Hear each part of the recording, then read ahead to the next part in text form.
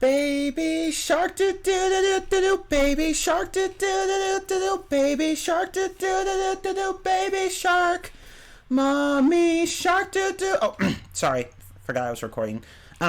Anyway, I'm sorry, I couldn't resist.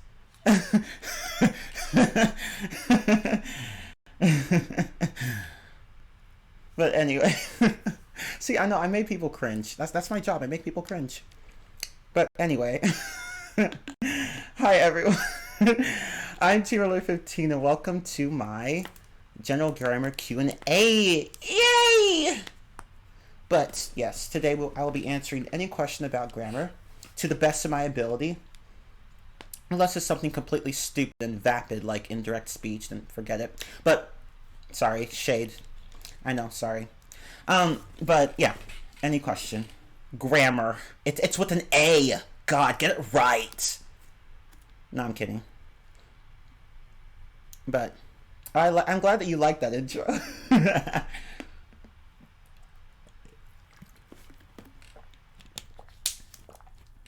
I'm feeling spicy today and a little dehydrated, which is why I have water with me.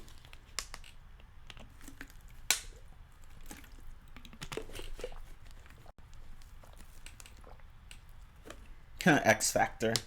But anyway, let us continue with the questions. Remember, these are questions, not doubts. Remember that.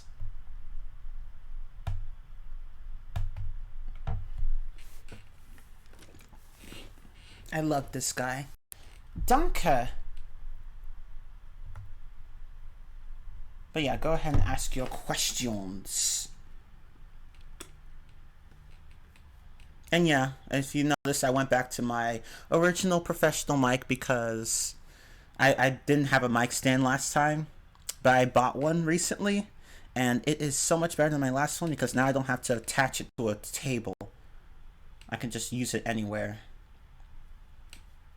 What is your accent? My accent. What's the meaning of life? What is the meaning of life? That's really up to you. Like, I have AME in my title, which means American English, so my accent is American. Am I allowed to raise my hand? Yeah, raise your hands. He sounds like he is from Antarctica, assuming that there are any natives there.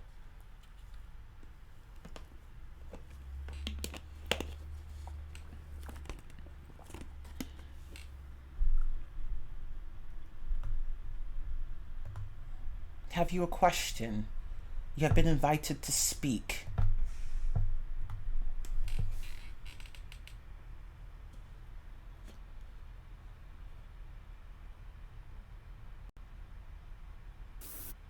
Hello? Hi.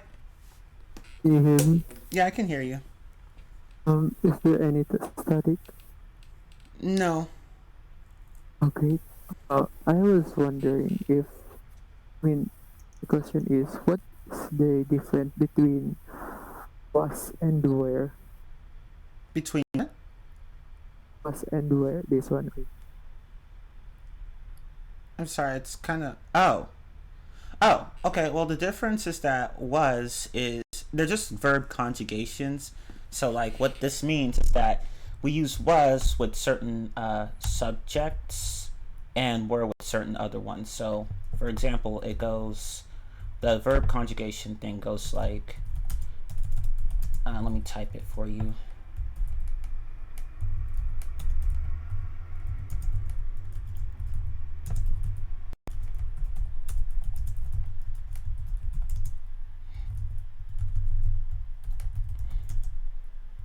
Let me just boldface all of these.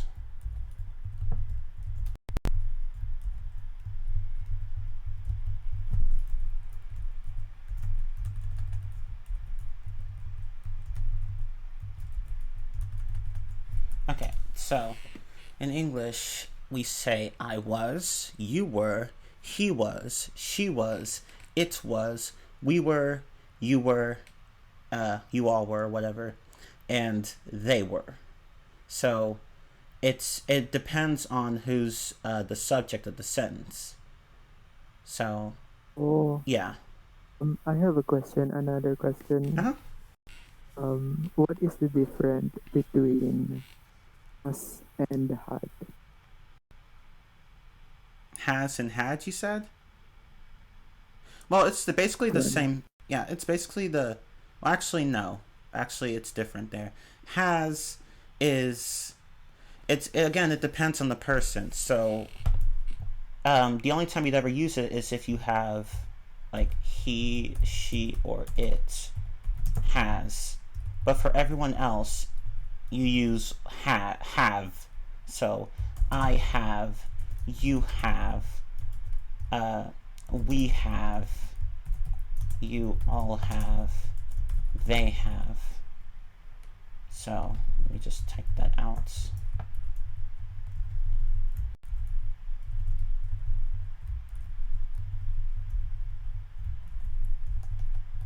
And I should probably point out that has and have are both the present form of this verb, the verb to have. Um, so yeah, he, she, it has, I have, I you was have. talking. Oh, I You know. had. I know. I'm getting to that. Yeah. So, but with had, that's just the past tense form of this. So it's the same for everyone. I had, you had, he had, she had. It's the same, and it's just the past tense form. So so you use it when you want to talk about something in the past. So, for example, Oh. I had an accident yesterday. Oh. How about does? How about what? Does. Does. Again, it's the same thing. It's, does, we use it for it's the present tense form, and um it's the same with has and have, where you use it only for he, she, it does, and it's the present form. So you use it to talk about things you do in the present. So, for example, he does his laundry on Sundays, or stuff like that, if that makes sense. And did would just be the past tense form of does. Oh. Another question. Sorry. I'm sorry. It's okay. I have a question. What is the difference between few and some? The difference between what?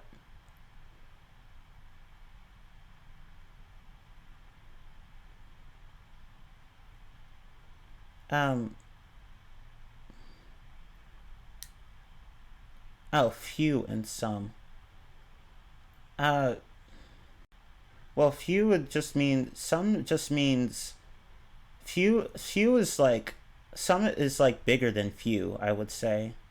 That's really the only difference. Like, few means very little, and some means like, it's not, some is like in between too much and too little. That's how I would see it. Um, so you could say, I have some homework assignments. That could mean that you have. It doesn't imply that you have very little homework, but it doesn't mean that you have too much either. But if you say something like, I have few homework assignments, and that means that you have little homework.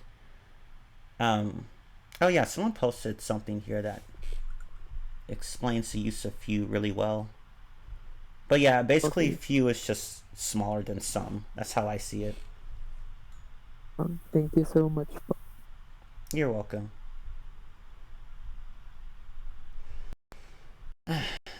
Um,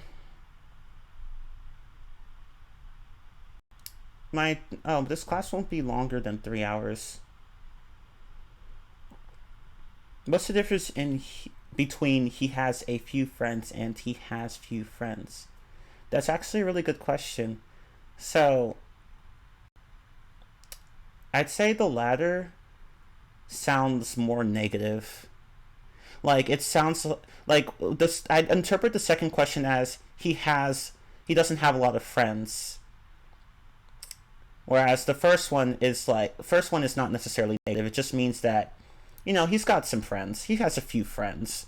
Like I'm not explaining it, but the second one implies that he's kind of lonely. I don't know why, but it just does. Like it just has a more negative connotation than the first one does. The first one's pretty neutral, but the second one is like, oh, he doesn't have very many friends, you know? So that's what I'd say. Oh yeah, and as Man pointed out, some people might use few and some interchangeably, which is like it's kind of a subjective thing, really. But generally, people would treat few as, you know, little, and some as in between little and too much. But yeah, okay. So let me check the hands. Catch these hands.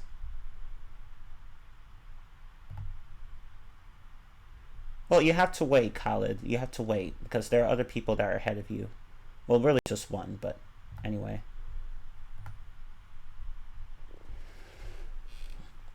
Let me go ahead and invite the next person to speak.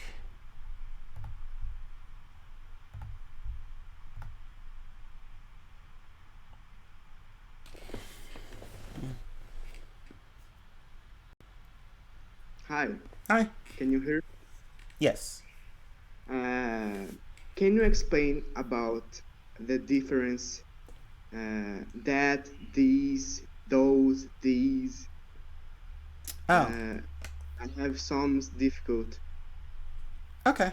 So this, that, these, and those. These are what we call. You don't need to know this, but I'll just say it so that just for your reference. These are what we call demonstrative pronouns. I meant to say are called, sorry. Okay. They're called demonstrative pronouns. And now when we use these, I think of it like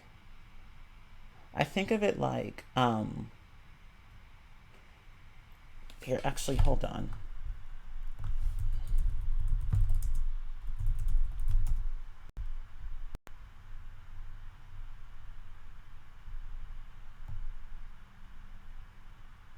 Okay, so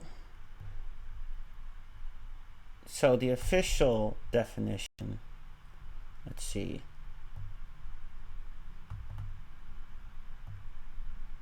Okay, so a demonstrative pronoun represents a thing or things that can be near in distance or time, this and these, or far in distance or time, that, and those. And we use them to indicate what we're referring to, and we also use them to distinguish certain things from others. So, like, for example, when somebody's, like, if you're buying something, and, like, you go up to a cashier and they say, which one would you like?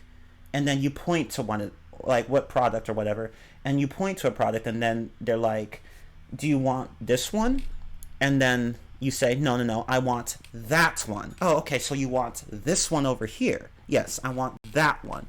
So basically, demonstrative pronouns, like, they you could think of them like you use them when you want to, like, point to something, you know, to specify something.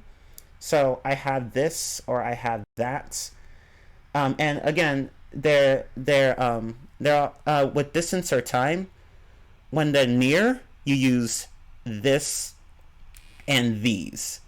So if you have if you have a pencil near you, and somebody asks if you need a pencil, you would say, no, I have this, don't worry.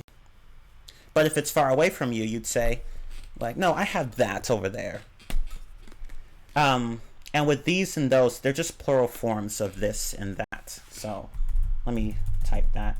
Singular is this and that, and plural is these and those. Oops.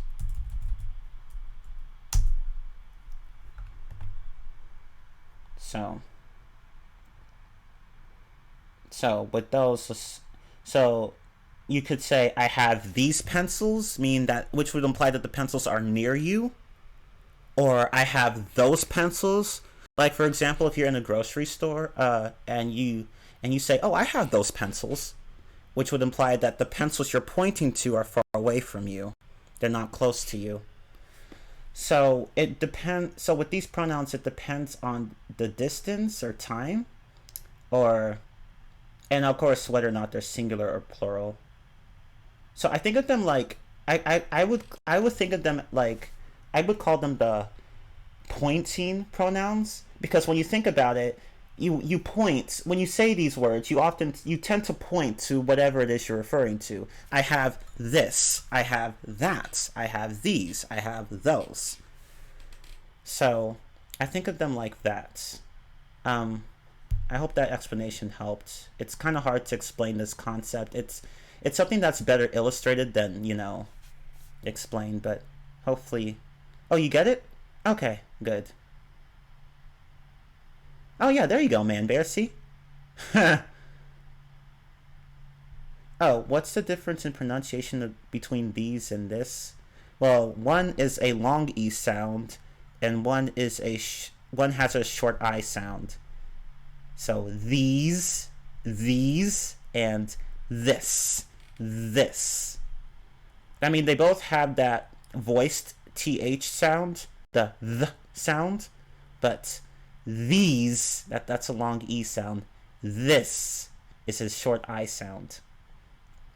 Oh, your mic's broken? Oh. I was wondering why you weren't saying anything. But it's okay. I'm glad that, I was able to help you understand.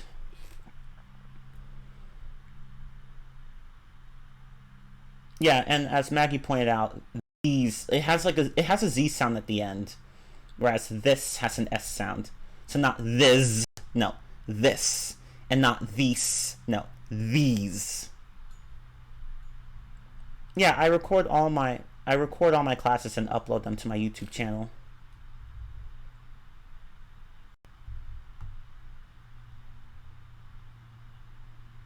Yeah, and Marthox is also providing good explanations of these, those, that, and this. And in Spanish, for those of you who speak Spanish, there's a similar concept in your language. This would correspond to esto. That would correspond to eso. These would correspond to type today, estos, and those would correspond to esos. And I should probably include the feminine form as well, so let me just do that really fast.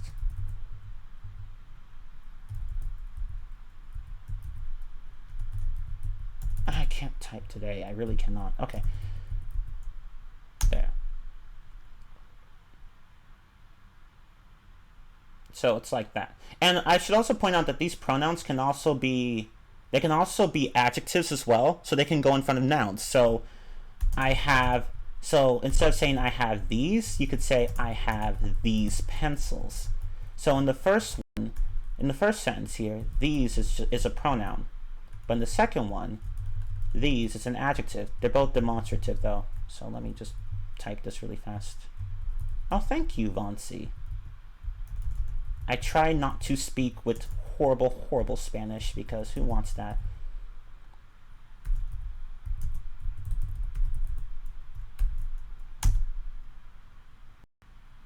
I have these, demonstrative pronoun. I have these pencils, demonstrative adjective. See? English isn't so hard. Pretty insightful, Chin. Thank you. Thank you. Okay, I'm going to answer one more question from the chat, and then I'll go back to inviting people up on the stage.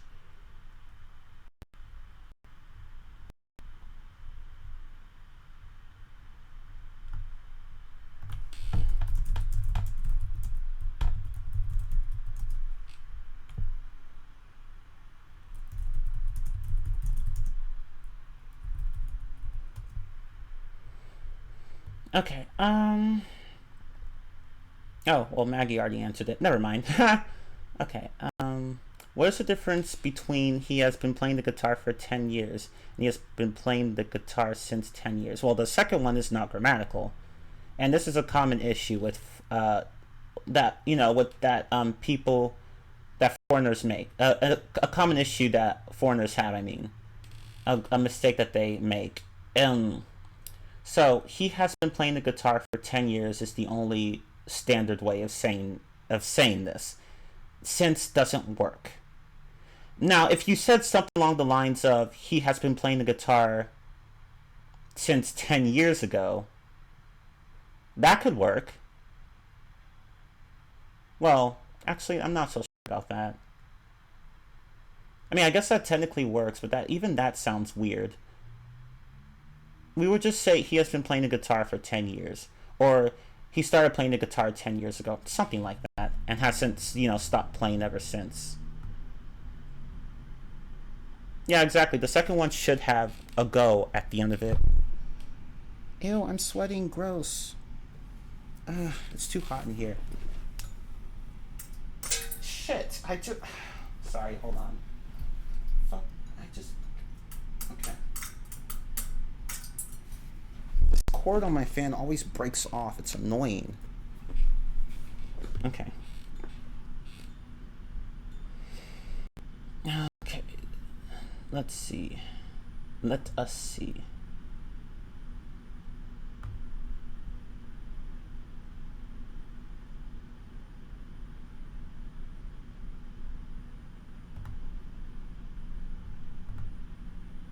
Patience. I'm getting there. Besides, I'm about to invite you to speak, so... Well, I might as well answer this one as well. I mean, there's really no other way to say aunt or uncle. You would just say aunt or uncle. Now, if you want to say my dad's sister, brother, whatever, my mom's sister, brother, other than that, there's really no other way to do it.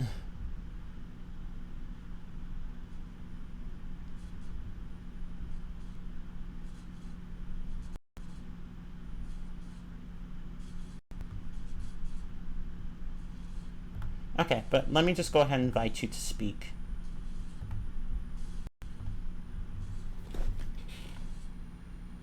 Yeah, or you could just refer to them by their name. That works too.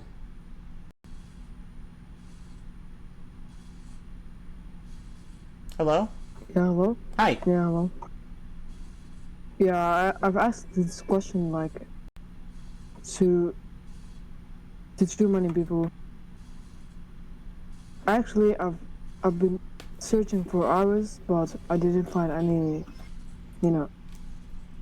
answer. Oh, okay. That's okay. So there's no other way? No, I'm afraid not. I can't really think of any other way. Yeah, I can't, unfortunately. Yeah, okay. See. I'm trying to even look it up right now.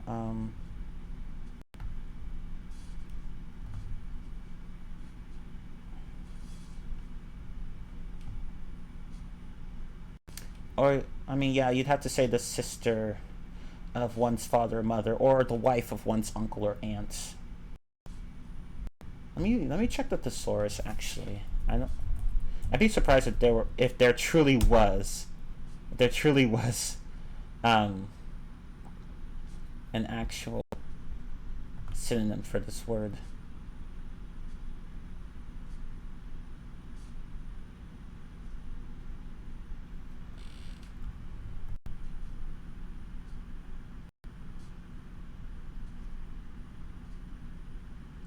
Can't we say paternal aunt? You can, if your aunt is on your father's side of the family, so basically your dad's sister.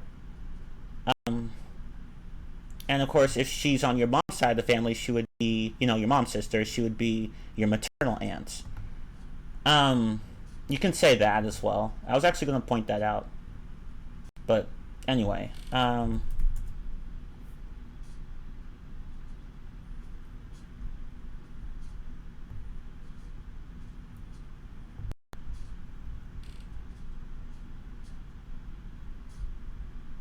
I mean, I guess there's the word relative, but relative is so general. Like it could mean anything.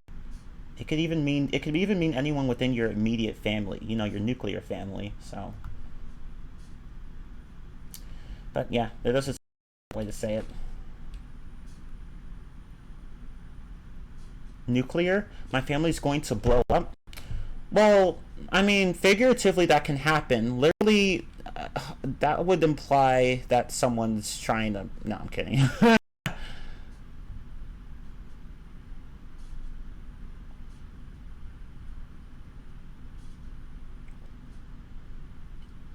What's the pronunciation difference? What's the difference in pronunciation between can't and can? Uh, well, one has a T sound at the end and the other doesn't. Can, can't. Although some people might not pronounce that T sound fully, they're not pronounced the same.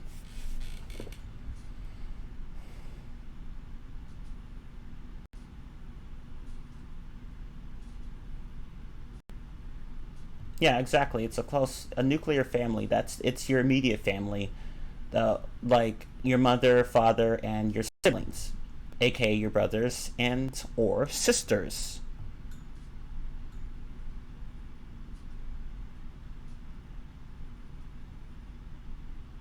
Yeah, it's sort of like a stop.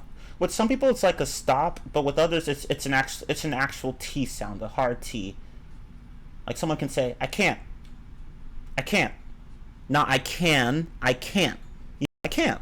I can't do it. Maybe he can, but I can't. But for some people, it's like I can't. I can't. So, yeah.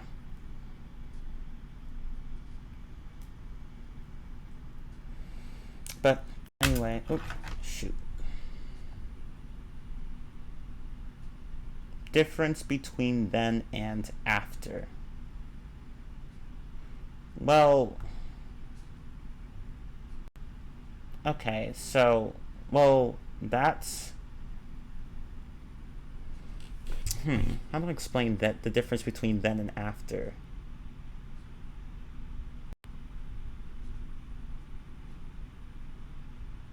Okay, well,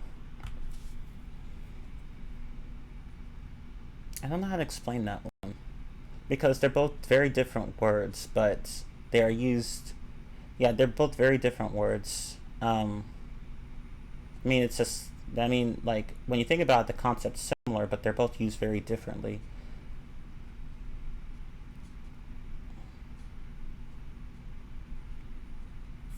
I honestly don't know. I think that one you'd have to like. But that one, you might have to just rely on the context to help you there because. Yeah, it depends on the context, really. Oh, if you guys can help with the explanation, by all means, go ahead, please, please. What do you mean by correct times? I'm not sure what you mean. If you could elaborate, I could help you further. Okay, well, let me go back to calling people up on the stage. Beefcake, you may speak. Hello. Hi. I want to ask about the relationship between. Oh, be right back. Be right back. I'm sorry. Yeah, it's okay.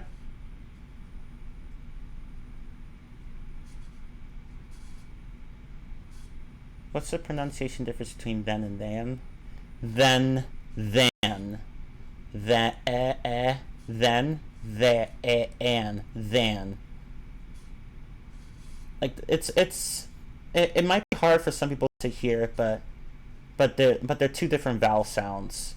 Then, than, then. Hello. Oh, hi. So I wanted to ask about the relationship between vowels and articles. So, for example, like before every vowel, you have to like use the word an, like A-E-I-O-U. But then let's take, for example, U and E, right? You can say like that's a unique guy, or that's an efficient calculator. So where do you exactly use the word a and an, considering that both of these words are vowels, the letters U and E? So how do you differentiate between the two? Okay, that's actually a really good question. Um, okay, so yeah, usually if you have a if the word starts with the vowel sound, um, you would use an. But the weird thing is that with words such as unique, um, it's they start with the Y sound, and Y is sometimes a consonant and sometimes a vowel. So that's why people don't use an with words that start with the Y sound, because in this case Oh, it's more of a consonant sound. That's okay, so is there like any concrete way of defining where we can use an? Like, okay. So I'd say for all vowel sounds except for Y, um, you would use an. So, or oh, go ahead. you, like Y and you kind of sound the same, like when it comes to unique. You and you know? So kind of confused between that. Yeah, that's the funny thing about English. Like there are sounds that do not match their spellings. So, um, whenever you have like how do I explain this? Hmm. Like a user. Yeah, in that case, it's like okay, so in that case, even though the word starts with the U, it has, as I said earlier, it has a Y sound. But see, since Y, in this case, Y is a consonant sound, so whenever you have that sound, the U sound, like, and I think of it more Hmm. like Y-O-O instead of U. When you have that sound, Okay. yeah, that's you use a and not an. Um, Okay. yeah, it's Got it. yeah. So okay, so think of it like this: like don't think of the spelling of the word, the actual spelling. Think of the sound, because it's really the sound that matters, not the actual spelling. Which is why you have an hour, like hour. It starts with the consonant, but it starts with the vowel sound though. So that's why we use Yeah. "and" there. So it really just Got it. depends. Yeah. Okay. If that. Thank you. Mm-hmm. I say thank you. That was really insightful. Oh, you're welcome. Thank you.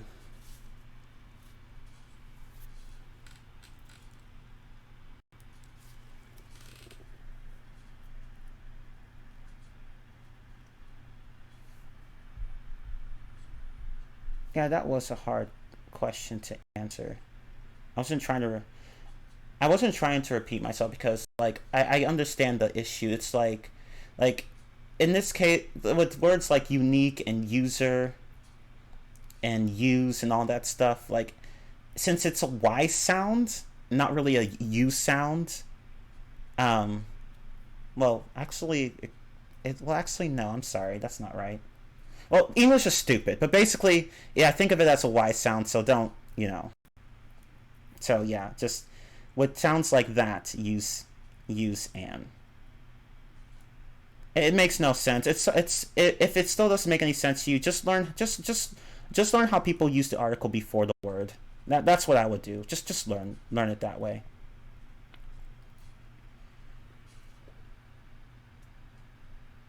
I'm not sure what you mean by pragmatics question. If it's not related to grammar though, then I wouldn't. Then yeah, I'm not going to be able to answer it. But if it is, then yeah, go ahead and ask it. Sometimes natives say "I seen you," "I've been doing good," "How you been doing" without saying the have word. Is it normal? Yeah, it's common for natives to omit auxiliary verbs while speaking. It's a pretty informal thing. So instead of saying something like So instead of saying, are you sure? Sometimes they'll just say, you sure? Or instead of saying, are you doing okay? They'll say, you doing okay?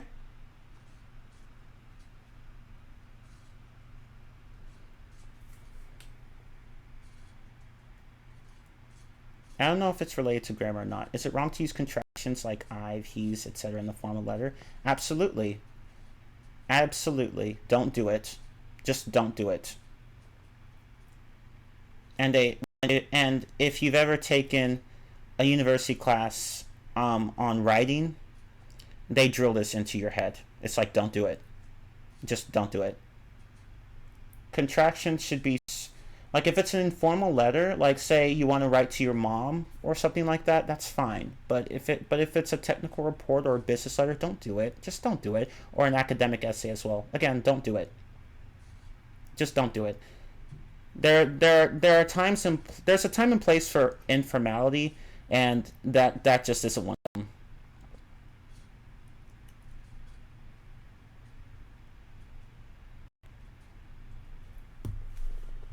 Okay. I know you guys have a lot of questions, which is not a bad thing. I'm trying to like keep up with them. Difference between have to and must.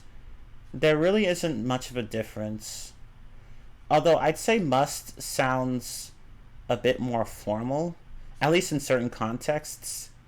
It's more common for people to just say have to, but must is sometimes used. As long as you're not talking about body odor. Anyway.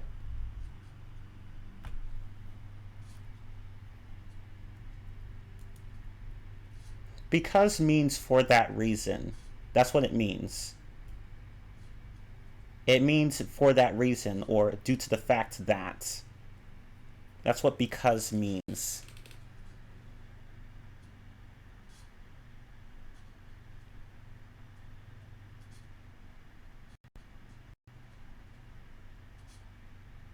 Okay, well, see, the thing is that these classes are not really meant for beginners.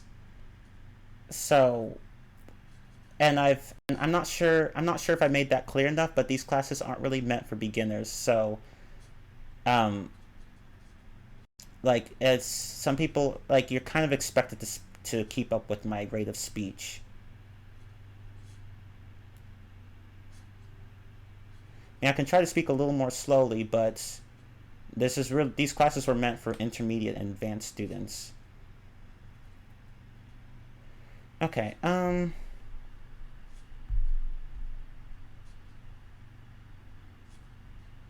see, what else? There are more questions here.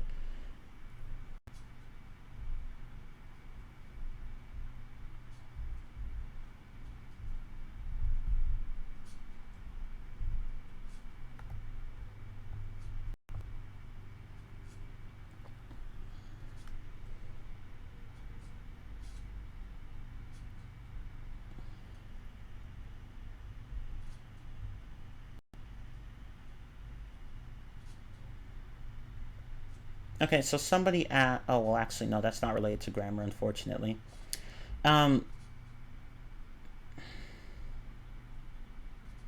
What's the difference between everybody and everyone? There's no difference. Choose whichever one you want.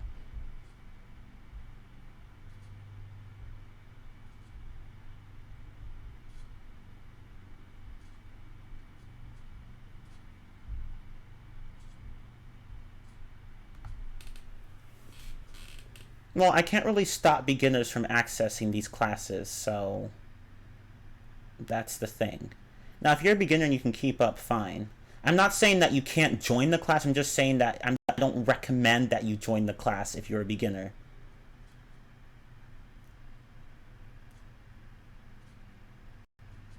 Okay, but anyway, let's go back to these questions.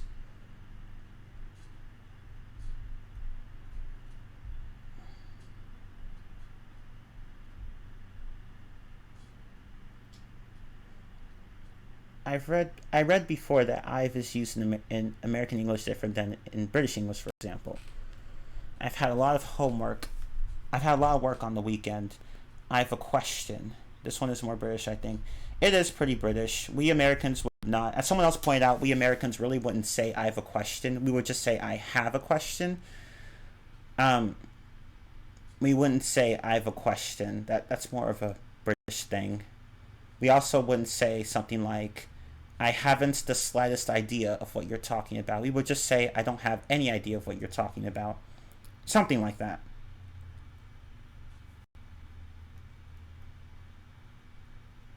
I mean, we can say that, but we don't.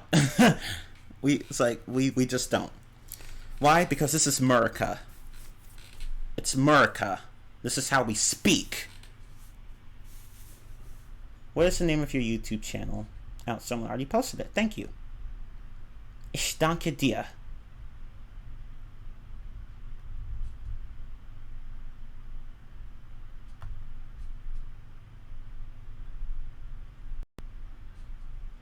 Question. Yeah, I pronounce the T in question. It's not question. No, it's question. There's a T in there. I don't think I've ever heard anyone pronounce it like that. You might have misheard, but yeah, we do pronounce the T. What's the difference between can't and cannot and could and couldn't? Well, for the first pair of words, the only difference is that one is a contraction, the other is not. With the second one, well, the second one is just a negated, contracted form of the first. So couldn't means could not, and could just means, well, just means could.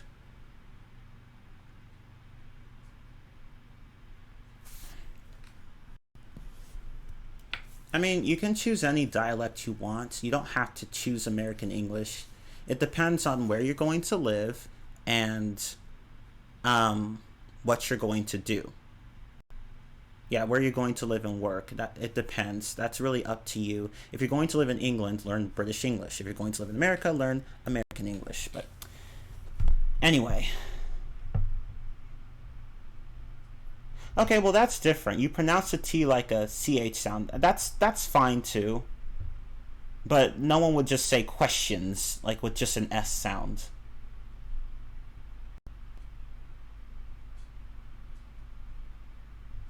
Okay, but let me go back to addressing these raised hands. Mima! Come up stage.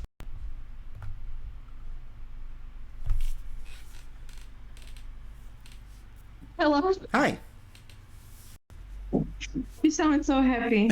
I did.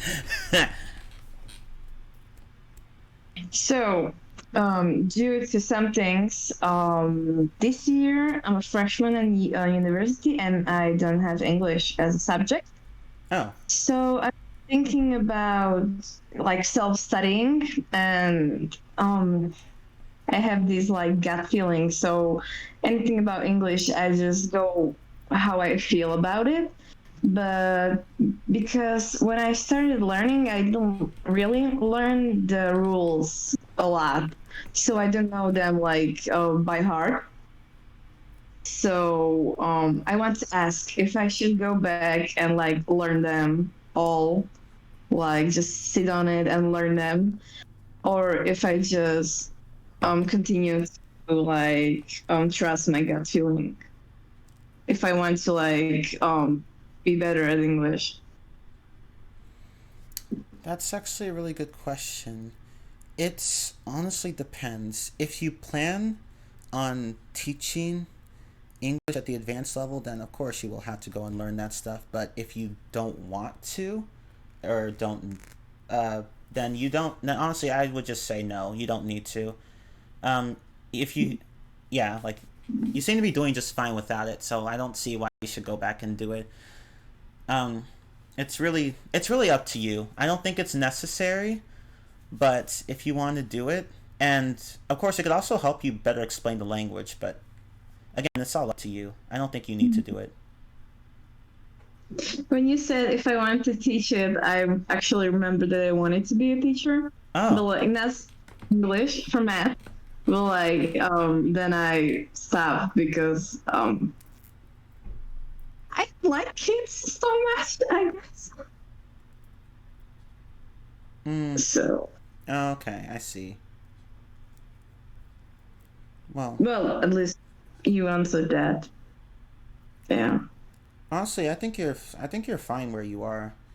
Like the fact that you speak English so well and you haven't studied anything, it shows that your approach works just fine. So I don't see why you Oh need to my God. change it.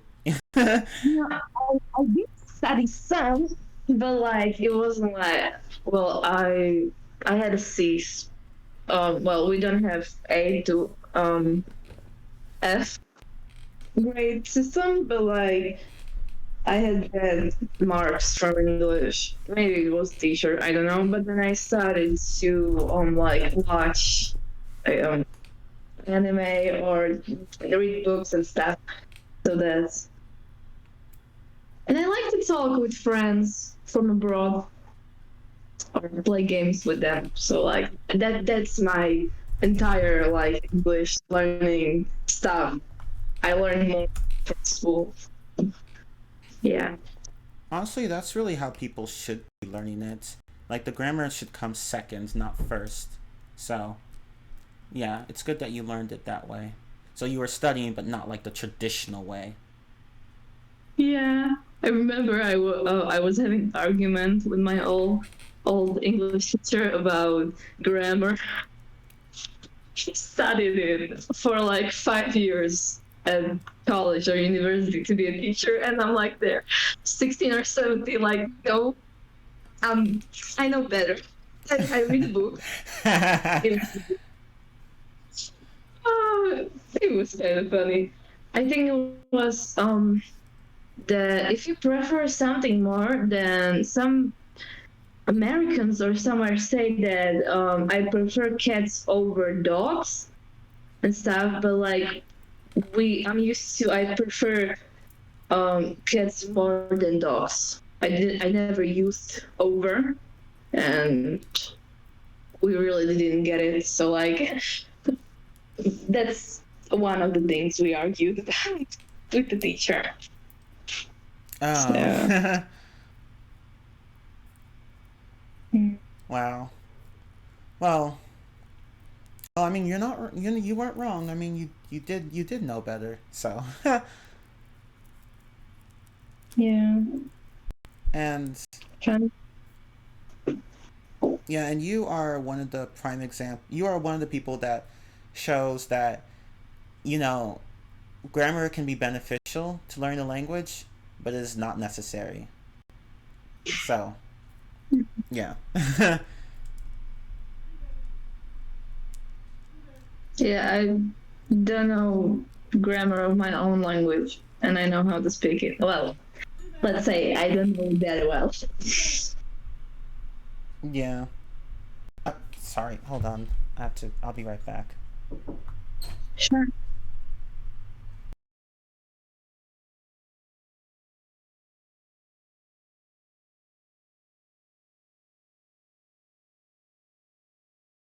Yeah, actually, you can Google it, preferring cats over dogs or something over. We Googled it and it was like that it's used more often than preferring something more than something another.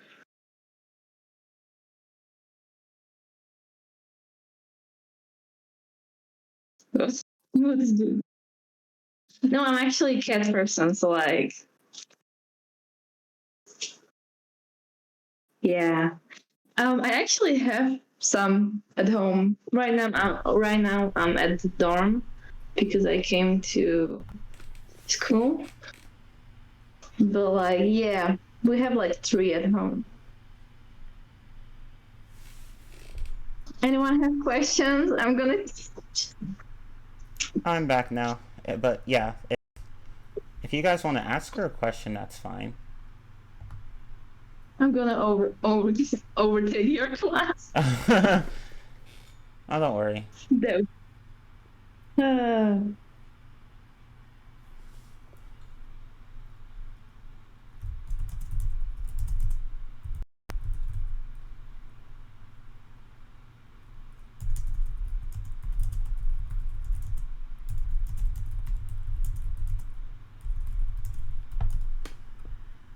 Okay. but You should pull the other person up on the stage. oh yes. So they also have a chance. I'm gonna exit quietly, or you can kick me out. I don't know how to. Oh, you can. Oh, okay. Yeah, I can just. Oh, never mind. There you go. Okay. Well, yeah. I'll just let the next person come on stage then. Okay. Hi. Yeah, hi. Thanks. I won't take my question won't take long. Okay. I posted it in the chat, but obviously you missed it because of the big amount of questions. Well, anyway, could you please provide a couple of examples with the nouns when we don't use articles? Hmm.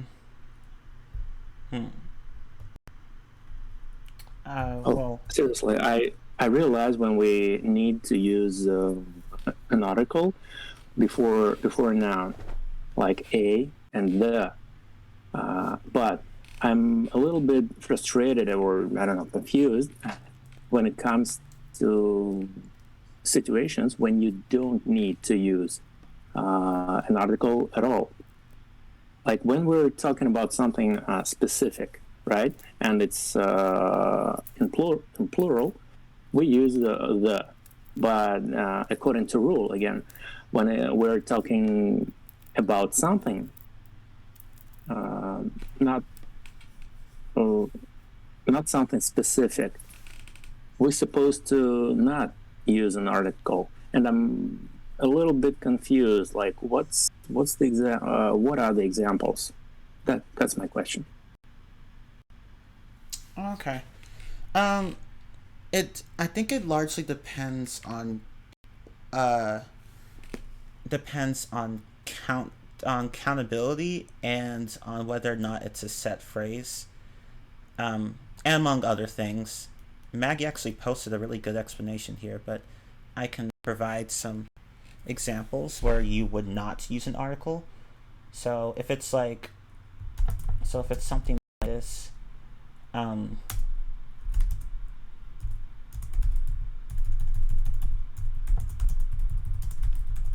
me just type it in the chat. I have time to do these homework assignments. So we don't use an article here because time itself isn't really countable unless like it's a unit, so maybe hours or seconds or minutes. But time itself, no, it's not countable. So we don't really use an article in front of it. Well, that's for a or an really, but for the could be used with both countable and uncountable nouns, but in that case we wouldn't use the because we're not talking about specific time period or anything like that. So it's just general time in general. So there we don't need to use an article. Another example would be, let me see.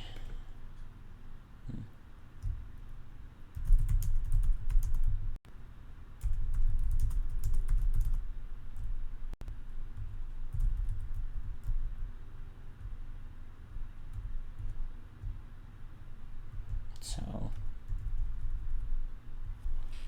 Yeah, if it's not complicated, I would kindly ask you to provide at least one more example because we all aware of this time example. I don't know why, probably from the movies or just that might be it. Useful word. And still, yeah, I was mostly talking about article the, when it's uncountable, but still something specific. So we do use.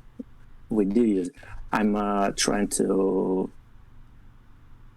I'll check this answer from Maggie, which posted obviously a good explanation. Thank you for that.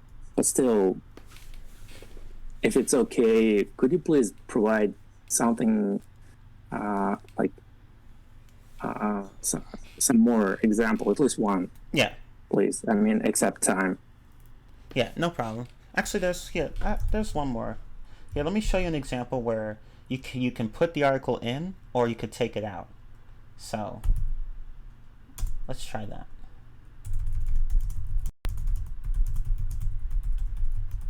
Let's try that.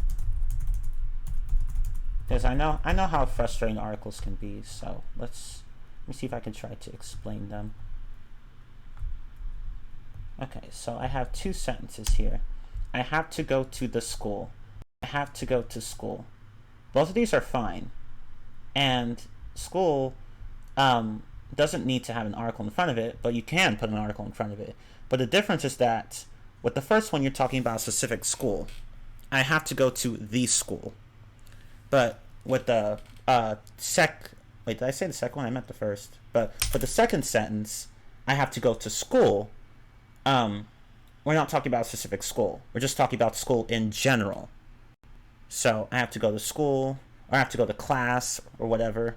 So there's really no specific school we're talking about here. But in the first one, it's implied that you're talking about a certain school. I have to go to the school. Which school? The one, no, my middle school. But for the second one, we don't really need to know about. It's implied that since you're going to just any school, like it doesn't matter what school it is. So that's the difference here between these two sentences. The first one with the implies that, you know, you want to put attention on a certain school, but with the second one, it's just the school itself doesn't actually matter. You're just going to school, period. Oh, Maggie has another one here, actually. Flowers are beautiful. Flowers in general.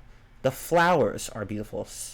Specific flowers. Yeah, exactly. It's the same logic here. For the first one, you're talking about flowers in general. Not just certain flowers, but really flowers. All flowers. Or, you know, virtually all flowers. The flowers are beautiful means that you're talking about a specific group of flowers. Like maybe the ones in your garden, or the ones in your neighbor's garden, or the ones in your mom's backyard. It doesn't matter, as long as it's a certain group. So not all flowers, or flowers in general, just certain flowers. So the implies that you're talking about a certain something, or something specific. But if you take that out, then you know, you're talking about something in general. And the same logic works with the other example I put up there. But hopefully that helps. Yes, thank you. You've answered my question, I suppose. Thanks. No problem. Appreciate it. Mm-hmm. Goodbye. Bye.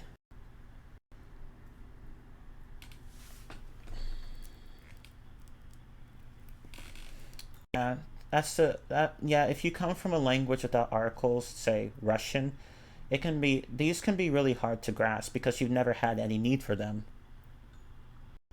But it's possible to acquire them, at least mostly. You might still make a few mistakes on occasion, but I think it's possible to acquire them mostly. Because there are some speakers of Slavic languages that speak English really well. Really, really well, and write it really well too. And they might make mistakes with articles, but there'll be very few mistakes. Very few. But yeah. Yeah, that is actually a pretty cool example Maggie brought up, yeah. It reminded me of programming. I was like, wait, why aren't there brackets? Well, curly brackets, I should say. Or braces, whatever. But yeah. Oh, you're leaving, Mima? Okay, bye. Sad face. Oh, and of course there are also...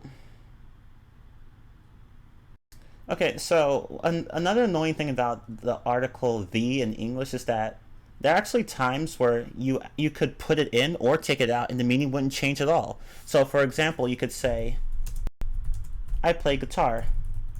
Or you could say, I play the guitar. And the meaning is the exact same. It does not matter which one you put in there. Like, whether or not you put the in there, I mean. It does not matter. I play guitar. I play the guitar. Same thing. There's no difference here. Absolutely no difference. So yeah, that can also make things confusing even further. But this is a rare example though, like a rare case. Normally, putting in the would actually change the meaning of the sentence, but in cases such as these, it does not matter because you'll hear people say both. I play guitar. I play the guitar. I play piano. I play the piano. I play trumpet. I play the trumpet. I play clarinet. I play the clarinet. It does not matter. Yeah, there's no difference there. It's stupid, yeah, but there's no difference there. Zero difference.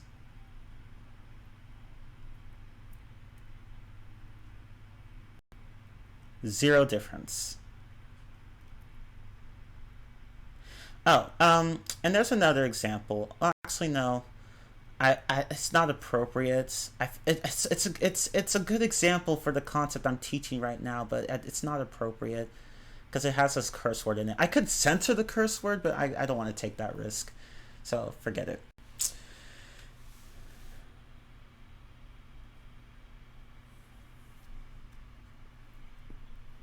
Yeah, the whole "there's a lot of" or "there are a lot of" thing.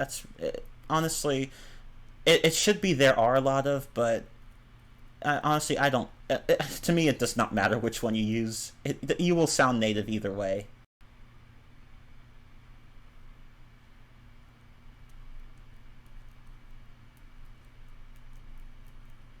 Now I'm curious. Eyes. There are is just hard to say, and we're lazy. True. That's why you hear a lot of people saying things like, "Oh, there's 2 rocks here," or "Oh, here's some cookies for you," instead of saying "there are 2 rocks here" and "here are some cookies for you." Because we're lazy. That's what we do. We're natives. We're lazy. We drop sounds. We skip out. We gloss over grammar rules. That's what we do.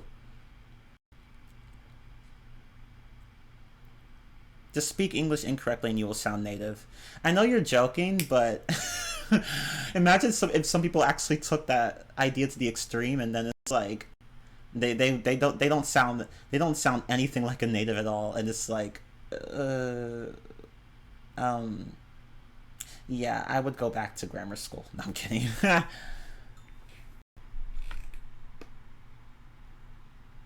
If you can understand Adele talking at her max speed, you're a C2 listener. Wow. That's actually a really good test, then. You know what? I'm just going to share the example. So,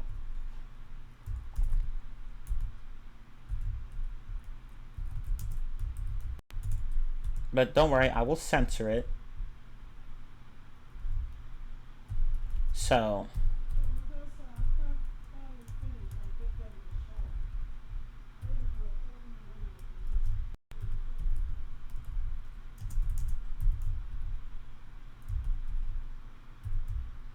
okay. So, pay attention to how these articles are used in this sentence. Don't worry, I'm censoring it. Oh, wait, no, I'm sorry. Let me fix that formatting. It's so bad. Okay. No, dang it. That's not right. I can't. Why are you doing this to me? You know what? Here, sorry. Let me fix this formatting. What if I do this? I have to put a period here, a space between. Let me see if I put a space. If I can put a space between these. No. Oh my God. It's still bad. Ugh. Okay. No, let me put spaces in between these asterisks. Let's just do that. Yeah, that'll work. Hopefully that works. If it doesn't, then I give up. There we go. Sort of. Okay. So here's my example.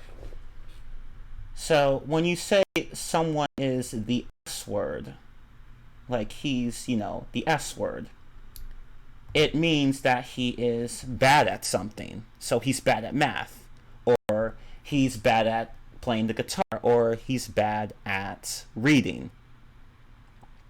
But when you say he's a and then the S word, it means he's an obnoxious person or he's a mean person.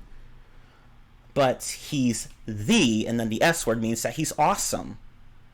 He's awesome. Like, he's great. So it's a curse word, the S word. The S word. Yeah.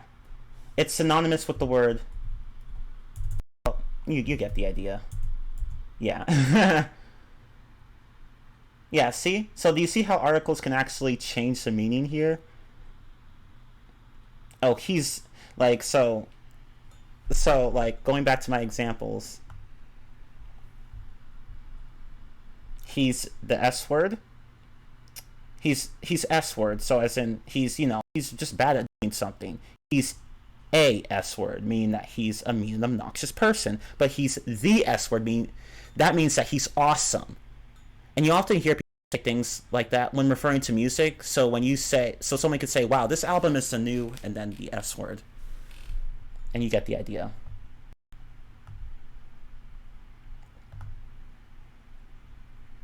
But, yeah. Number 2 means that he's a mean and obnoxious person. Let me type that. So let me type the explanation. Let me just type these explanations.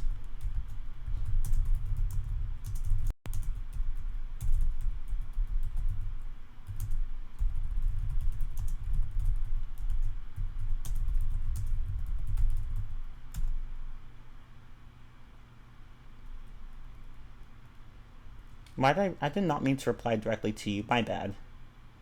But yeah, you get the idea. So do you see how articles can actually change the meaning of a sentence greatly? So just keep that in mind. So if you want to say that something's bad, don't use an article. If you want to say you want to use that word to mean, the S word to mean that someone's just being really mean and obnoxious and irritating, use the word a. But if you want to say, oh, something is awesome or cool or great, then you use the word the. OMG, that's an awesome example. Oh, thank you.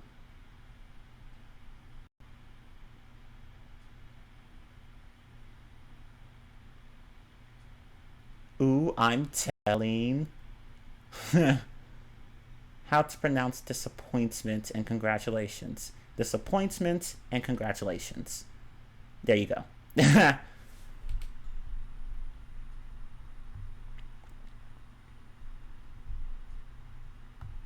Thanks.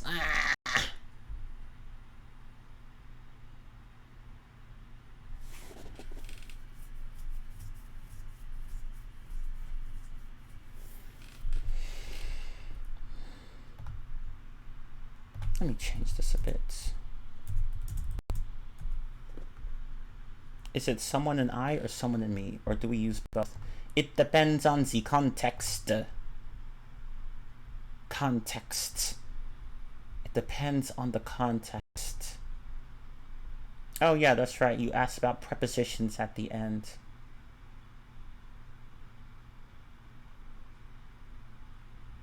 Honestly, that's just something you'll have to learn. There's not really a hard, fast rule for it. It depends on the verb and the context. You just have to learn on a case-by-case basis.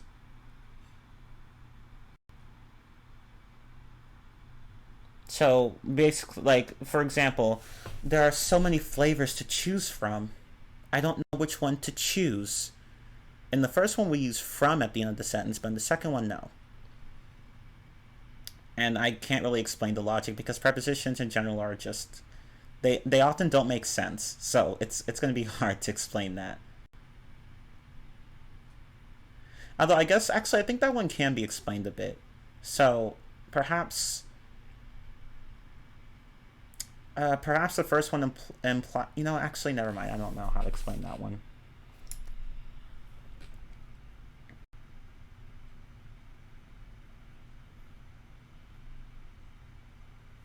Okay, did the class end? No, I'm still here. I'm still here and I'm still cool. To some. Anyway. But yeah, with regard to someone and I and someone and me, it depends on the context. So if someone and I, like, that would be the subject of the sentence. Someone and me would be the object of the sentence. So someone and I finished the project versus the project was finished by someone and me. Although the second one sounds, actually neither sounds very good, but you get the idea. Me is the objective form and I is the subjective form. So basically I is subject. I is subject.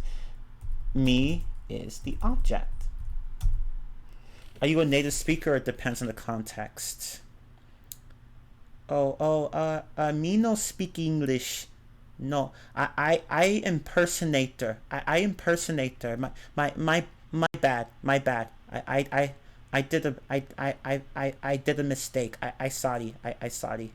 I have doubt. I sorry. I sorry. No, but anyway. Um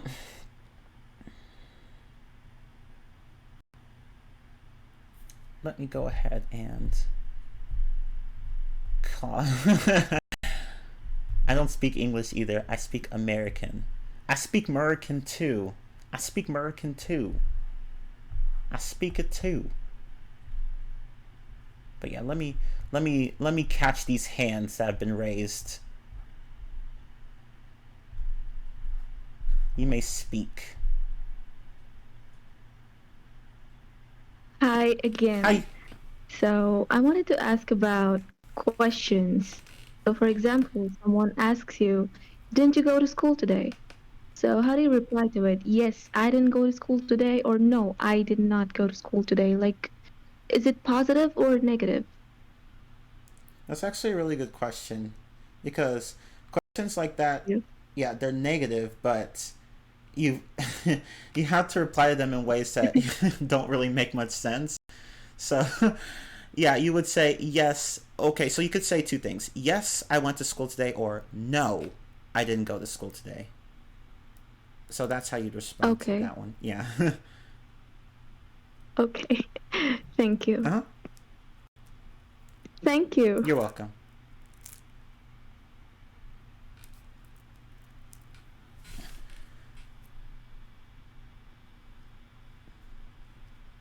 Yeah, there's no regular schedule, but you can look at upcoming classes there. And the really cool thing about that calendar is that the times that the classes start are automatically converted to your time zone. So if you so if your time zone is not the same as the teachers, and that's often the case, then no problem. Just look. The calendar will just say, hey, here's when the class starts in your time zone. Yeah, you can. Anyone can come up and ask questions. That's perfectly fine. That is perfectly fine.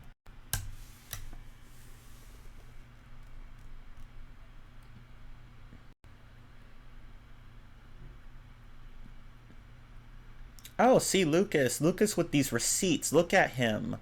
That's a good comment. The trick is to drop my sister and see if the sentence is right or wrong. My sister and me walked home. Okay, let's drop my sister and, like, the whole phrase, my sister and, I mean. And then we get me walked home. That's not right. So it should be my sister and I walked home. See? Exactly. Yeah, like if like in question in contexts like that, just delete certain words and see if the sentence still makes sense. Can you say, do you like bananas or mangoes more? I mean, you can, but it wouldn't really mean what you think it means.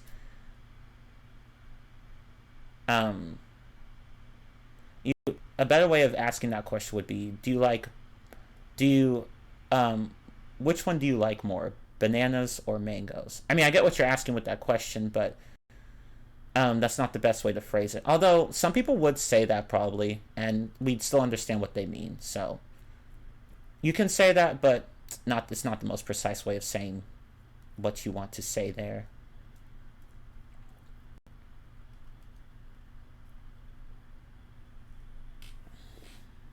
No problem, no problem. I am here to help. I am here to help. Yeah, or you could just avoid using the word more. That works too. Like, just delete the word more. Just delete it. Just delete it. Do you like bananas or mangoes? Or you could even say, do you prefer bananas or mangoes? That works too.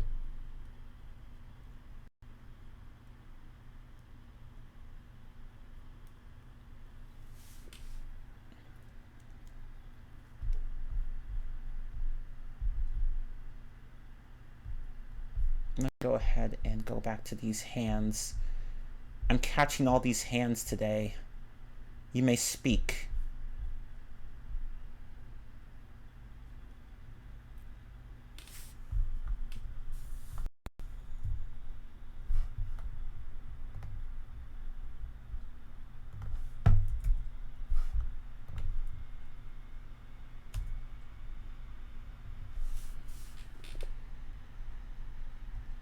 I invited you to speak. What's your I don't know how to pronounce that. Kilua?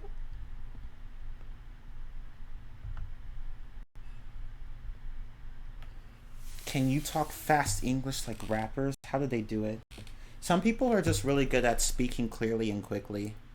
It's just a talent.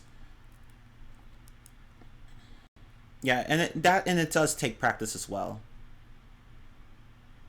Like if you look at rappers, such as Busta Rhymes and Twista, Merde. they speak fast. Yeah, sorry, go ahead. Hello. Hi. Hey. The questions. He is good to use Google traductions. I'm sorry, what?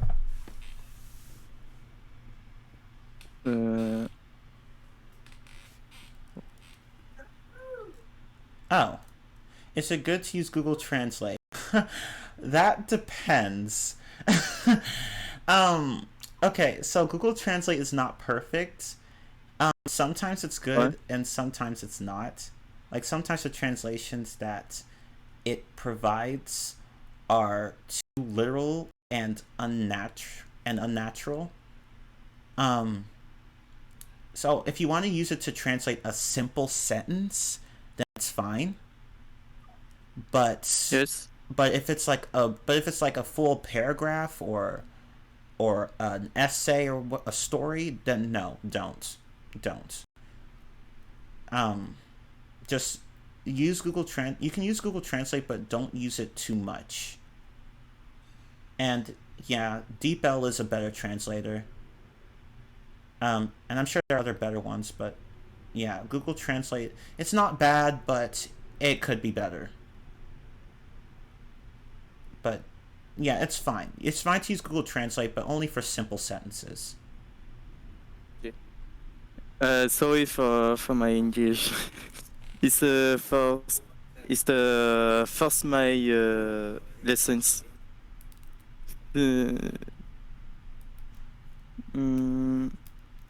Thank you for weapons. Is good pronunciations? I'm sorry, I didn't fully understand your question.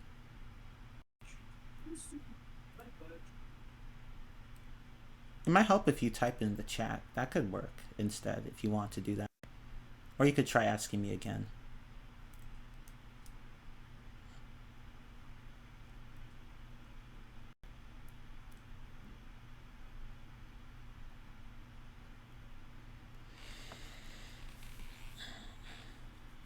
I have a lot of green and blue students here, which is supposed to happen because my classes are meant for you guys. Aw, thank you, Julian. See you later.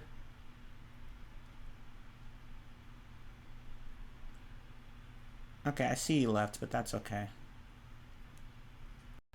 But yeah, I recommend, honestly, DeepL is just a better translator. But Google Translate's not bad, just don't overuse it.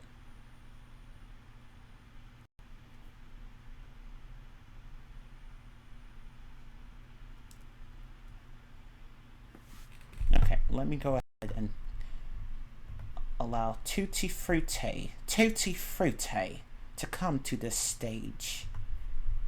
Speak. Hello everyone. Hi. Everyone. So I really want to say something about Google Translate. I think is a problem around Google Translate. So I speak Russian and Romanian and English. So I tried once to translate Russian to English using Google Translate, and I think it's very bad because it translates very bad. So I think for anyone that speaks Russian should translate Yandex Translate. Overall, I think Google Translate is very bad, and I think we should, as you as a teacher, I think you should make an announcement and or maybe should make something for the people to know what's the best translators, because Google Translate isn't as good as it is, because a lot of the words it translates them bad, you know. Oh, okay. I'll do once I post my recording on my YouTube channel. I'll also include that as well. Yeah, because you know a lot of languages that you want to translate to English using Google Translate, it translates them bad, you know. So a lot of people I've met that have problems or run into problems because of the Google Translate, you know. I don't think it's a real big problem. I think that the people that translate these words translate them bad, or the algorithm them translate is bad, you know. So that was that I was saying. Okay. Yeah, that's a fair point. I think it might Yeah. also. Oh, go ahead. So I want to say something for everyone that hears my. So I actually never been to English courses in my life. Some friend invited me in this server.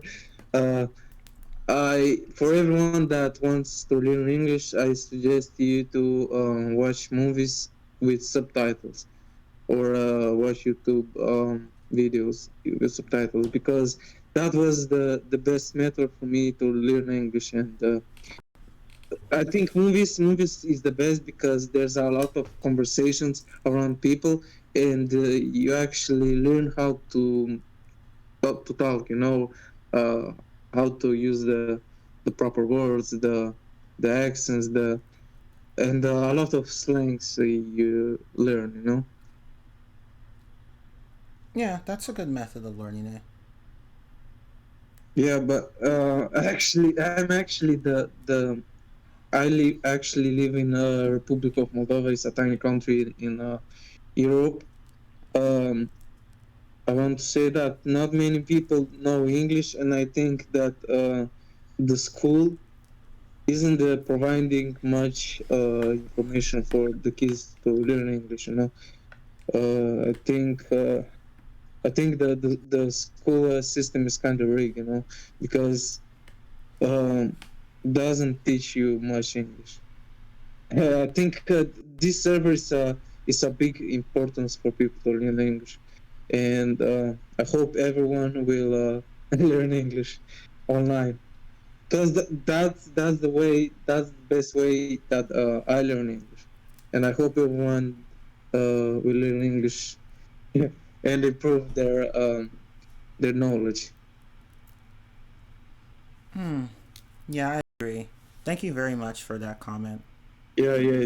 Thank you for letting me speak. I really wanted to bring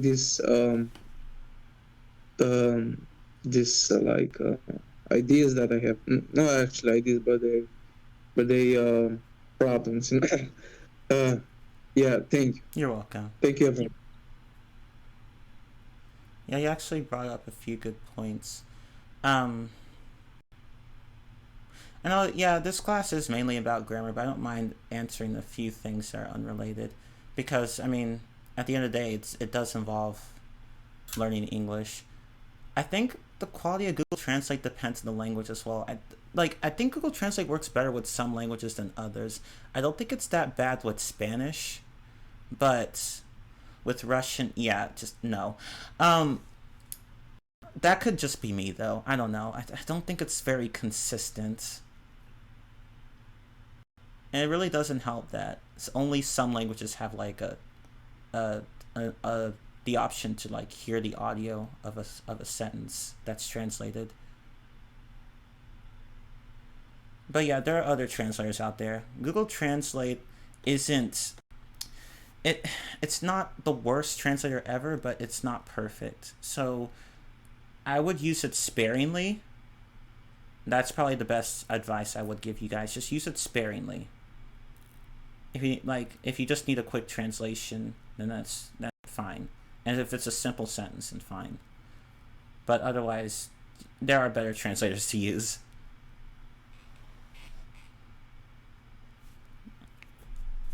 The German to English Google Translator is really bad. Oh, dang. I'm glad I've never used it then. Because I use DeepL if I need to translate something from English to German and vice versa. It's like, because DeepL's pretty good with that, but I've never tried it with Google Translate, and I don't plan to.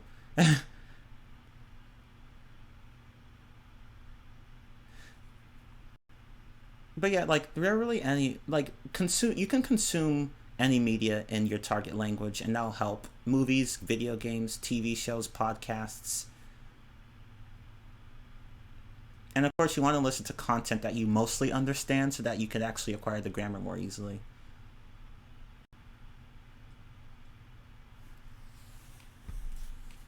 Chinese to English is a nightmare. Oh no, it's a nightmare.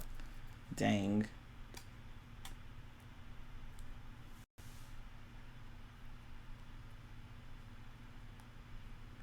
Okay, someone also asked a question earlier about pronunciation. How do you improve your pronunciation? I'll just answer that one really quickly. So, the best way to do that is to just listen. Just listen. The more you listen, the more you will subconsciously understand how certain sounds are produced by natives, and then you'll just imitate them without even thinking. So, you need to listen a lot. Like your pronunciation will improve over time. There are people I've met people who had really good accents in the English language, like almost completely native. So it just depends.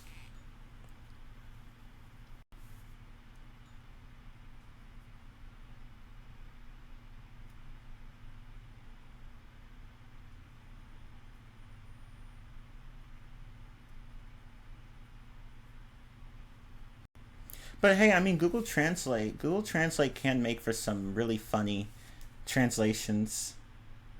And what's funny is that when you try to translate when you translate a sentence from one language to another in Google Translate and then translate it back, you get like a completely different original sentence, and it's really funny. And some people have actually made songs out of that. It's really funny. But yeah, Google Translate, it's not perfect, so you can use it, but at your own risk. Are you going to leave? Okay, bye, Beefcake. Yeah, I don't think this class is going to be very long. But tomorrow I'll have another Q&A, but it'll be like a general one. Like, not just about grammar, but really about anything. So, look forward to that. But does anyone have any more questions on grammar? I know you guys asked a lot of questions earlier, so now is a good time to ask them again if I haven't answered them. That's a good point, Man Bear. People usually speak much faster with other natives, and with good reason, because, you know, since natives are going to understand pretty much anything that's thrown at them, regardless of speed. Oops, sorry. I should put this thing down. Okay. Oh, that's actually a really good question, Marthox. So, in that example you provided, that did walk, that's more of an emphatic thing. It's that's done for emphasis. So if somebody says something like, "You didn't walk there," you would reply with, "No, I did walk there." So you're emphasizing the fact that you walked there. You could also just say, "No, I walked there," but it wouldn't be as strong. So in that case, it's just a matter of emphasis. OMG, thank you very much. You're so welcome. Fuckers. But anyway. Dang, that telephone is really loud. Fuck!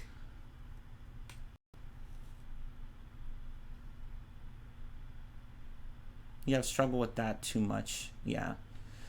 I feel you. I feel you, man or woman. I don't want to assume your gender. Disclaimer: do not try this if you're trying to learn Spanish. Ha, good point. Because Spanish is like, really, all languages will sound fast. All unfamiliar languages will sound fast when spoken, but Spanish is actually one of the most quickly spoken languages. It's just shy of Japanese, though, in terms of speaking rate, syllable rate, like. But yeah, Japanese is like one of the fastest languages ever.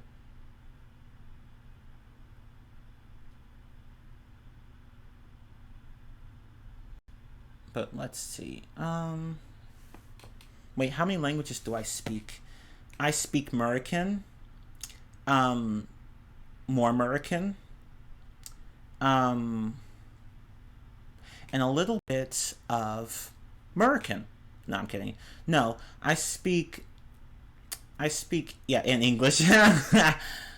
Really, it's just, English is the only language I'm fully native in.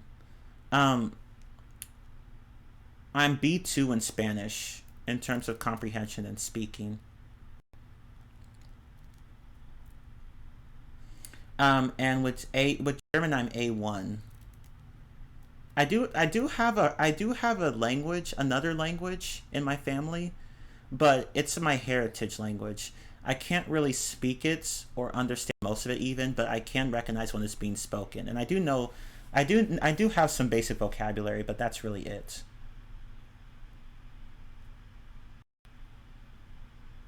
But by any chance do you speak American? Yes, I do. I do. Oh, by the way, this is my heritage language. It's a West African language. It's pronounced Igbo. But yeah, that's my heritage language. So I'm a heritage speaker of that language, but I can't actually speak it fluently like my mom. She could, like, she tried to teach me at a young age, but then stopped because she thought it would mess up my language development, which is what happens with a lot of kids that have been raised bilingual. So I could have been raised bilingual, but yeah, I'm not, unfortunately. But anyway, but that's okay. I haven't seen that YouTuber.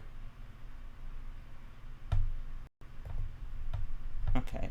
Any other people who want to speak? Kennedy here wants to speak.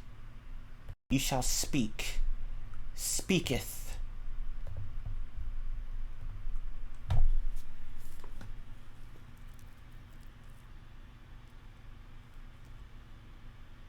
Hello. Hi. Hello, everyone. It just I want to know if I'm seeing this ad on YouTube. It's called Grammarly, and I'm using it. It doesn't like it improving my grammar. It just I want to know if there's any effective way to improve my Grammarly. Yeah. So you're saying it's not helping you with? Yeah, it's just like it's not helping me. It's like sometimes I feel stupid, using it because I'm using help from bot or AI maybe. Oh, I see what you mean. Yeah, I've come across other people who've made similar complaints about Grammarly. Um, Hmm. some people like it, some people don't. But honestly, I think a more effective way of improving your grammar would just be to, as Lucas said in the chat, to read a lot. Because when you read, yeah, Hmm. you get exposed to standard English a lot. Like, let's say fiction, nonfiction. Like if you read a lot of that, your understanding of the grammar and use of it as well will improve. So I would do that. And like Grammarly is it's I haven't used it myself, so I can't comment on it. But reading would be more effective than using that tool. Sure, sure. Thanks, thanks. No problem. It just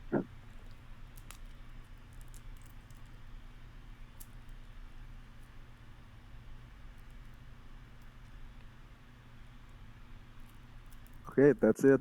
Oh yeah, you can just That's leave if you want. Yeah. that's only my question Oh, anyway. this. You know what? Yeah, I'll just do it. That's okay. sure, sure, sure, sure. Okay. Yeah, like if you right click, there should be a button on the bottom of the English classes stage thing where you can move back to the audience. But yeah, read a lot. Reading will really help with understanding the grammar because when I started reading a lot in Spanish, I actually started understanding the grammar a lot better. I was like, "Oh, that's why they use the subjunctive there."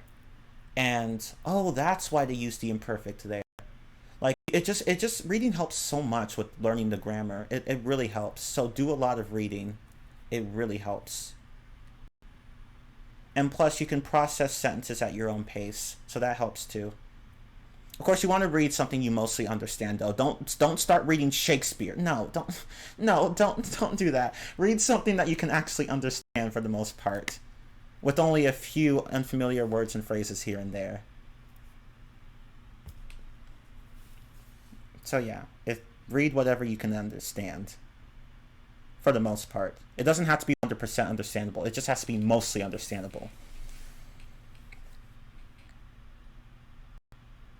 Give me some North Carolinish dialect. I dare you. I don't know. I don't know how this. I don't know that dialect.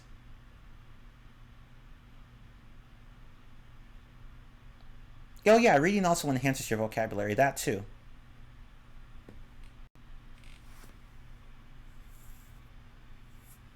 I can do a bit of a New York accent, because I'm tired. I'm exhausted. You know, I'm tired. I'm exhausted. But anyway, um, but yeah, accents are fun, aren't they? You want to ask a question? Ask your question, if you dare.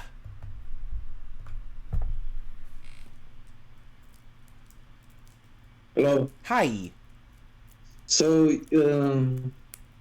I actually learned that a lot of people in the United States of America, in other states, speak like different English. I wanted to know if the vocabulary changes. I mean, the words that were, you know. That's actually a really good question.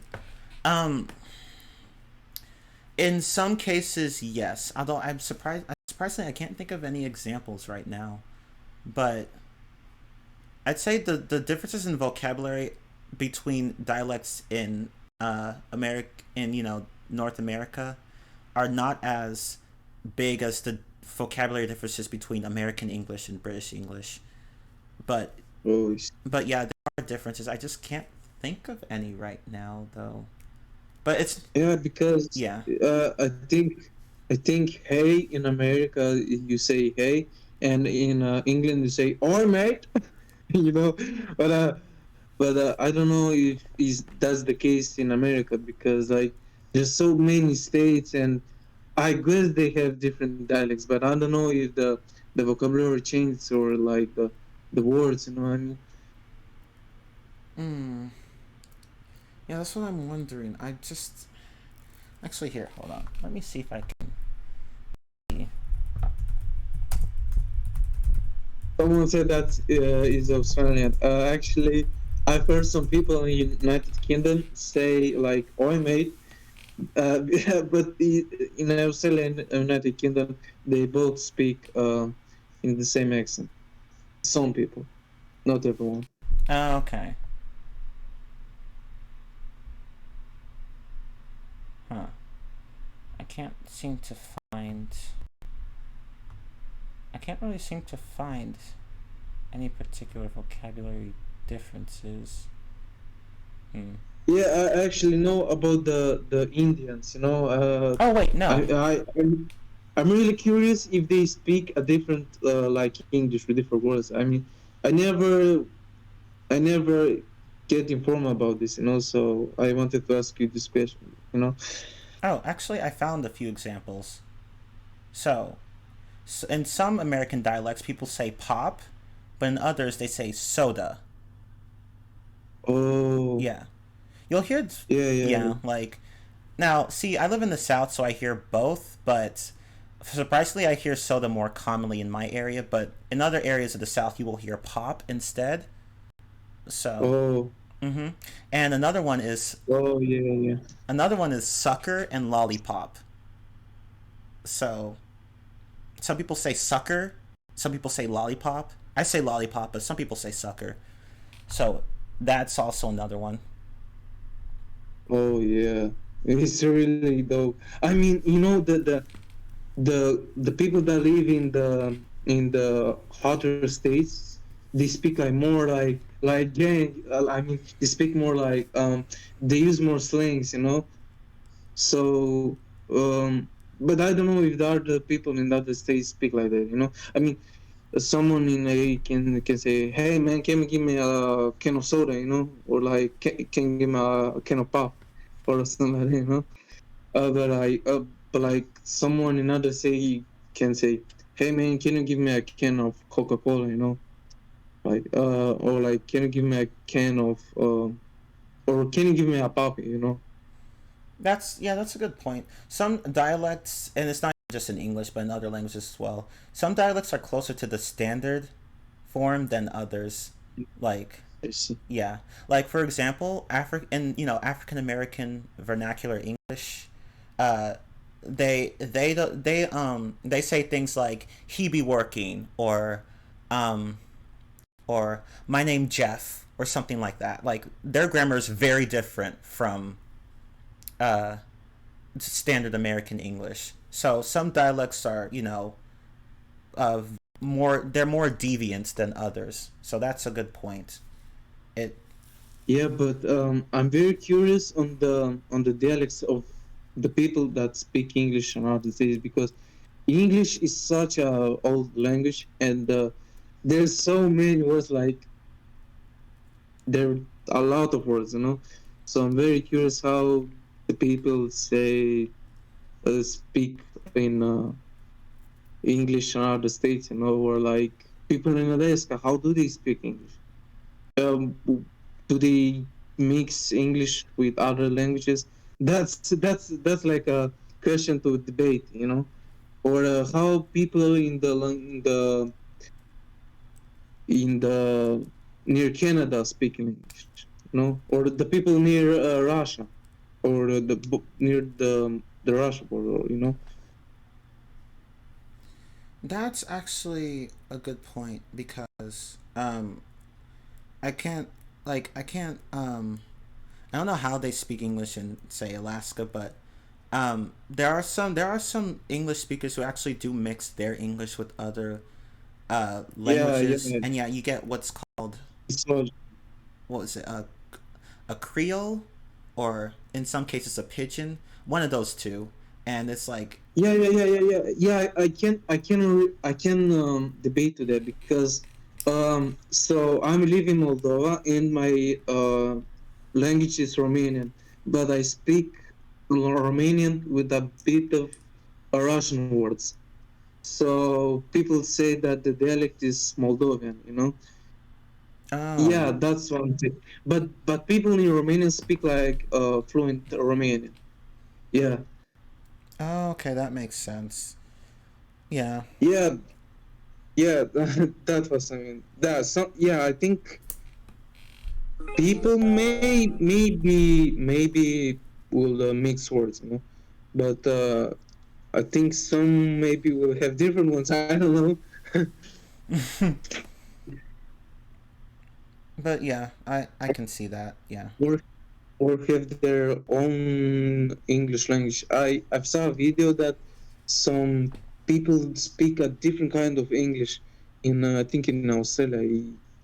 It's very interesting. But yeah, thank you for letting me speak. Oh, no problem. You've asked some good questions.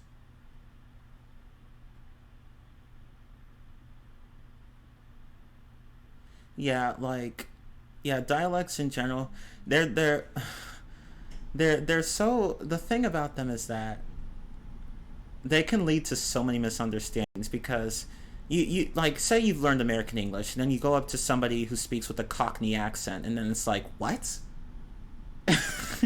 Like, to the point where even other natives can't understand them. It's like, what?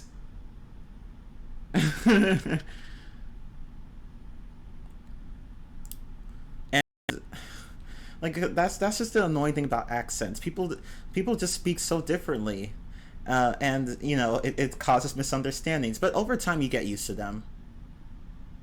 Like, for example, like for Spanish, like the odd one out would be Chilean Spanish, because everyone's like, no, we're not touching that. But but but but yeah, you get the idea. If you ever struggle to understand a dialect, just stick with it. You'll eventually understand it. Or imagine trying to understand, like, what was it? I'm trying to think of, what was it? Rastafarian English or whatever, or Jamaican English or whatever. Like, I'm just like, yeah, I'm not touching that. I don't know. I don't know how to pronounce. I don't know how, like, I don't know how they're, what they're talking about. I can't understand that. But if it's something like British English or Australian English, that's not so bad. But anyway,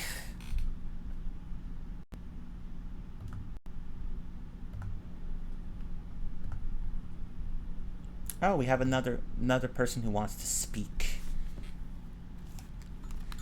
God, I hate this headset of mine. It hurts my ears. But anyway, why am I getting notifications on something so irrelevant?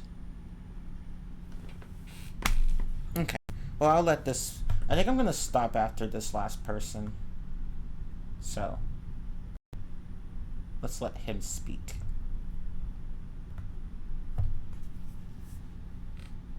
You may speak now. I have invited you to the stage.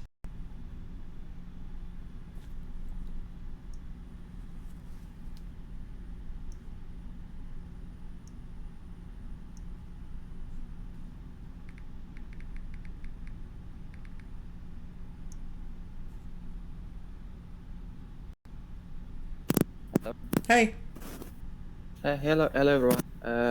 All right. My question is, where do we use get? I mean, get has 289 different meanings. It's kind of like a wild card in English. But where should we use it? Get, the verb to get? Yeah, get. You get it, you know? Okay, yeah, that word does have a lot of meanings. So many.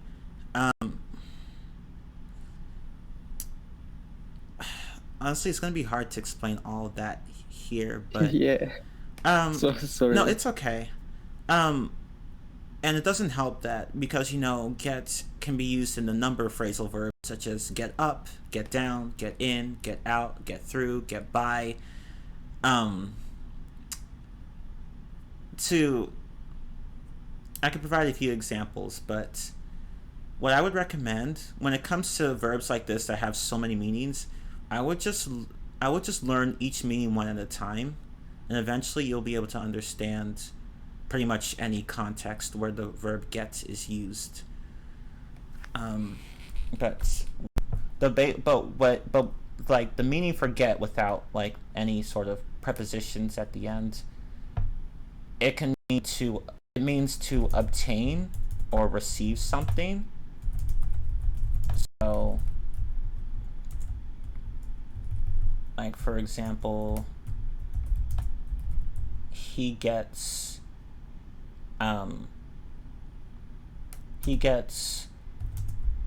a cookie when he cleans his room. So get in that case means that the boy is a cookie's given to him whenever he cleans his room. So that's the basic meaning of get. But of course, it can also be what's called a linking verb, so it can express like a state. So like a state of emotion. For example, she gets worried when her boyfriend doesn't respond to her texts immediately. So in that case, gets, that expresses an emotional state. She gets worried when her boyfriend doesn't respond to her texts immediately. So she becomes worried. So that's what get means. In that case, it means to become. So let me put that meaning there, to become. As in to become, like with regard, like refers to an emotional state, or not even just an emotional state, but really any state. Let me just put state. All right. But yeah. It seems like complicated, but I get it. Okay, that's good. Yeah. Thanks. Have a good day. You too. Thank you. Mm-hmm. But yeah, see, I'd say get is out of all the verbs in English, get is probably the most problematic because there are like, what, 26 different meanings for it, including the phrasal verb meanings. Which is why I recommend that you not memorize all of them. Don't do it. That's just going to set you up for disappointment and anxiety and fear and frustration. Don't do it. Just learn each meaning one at a time in its proper context. That's what I would do.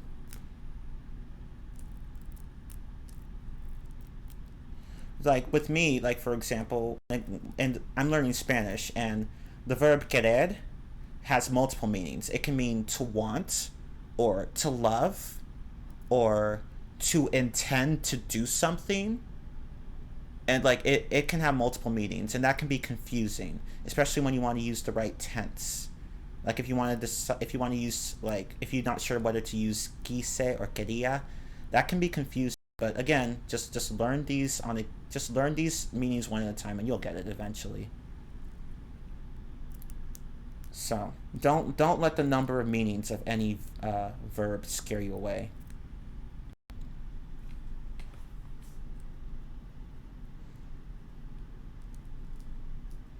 Okay. All right. I think I'll just go ahead and end the Q&A session here. This is the last Q&A, grammar Q&A I'm going to be doing for a while anyway.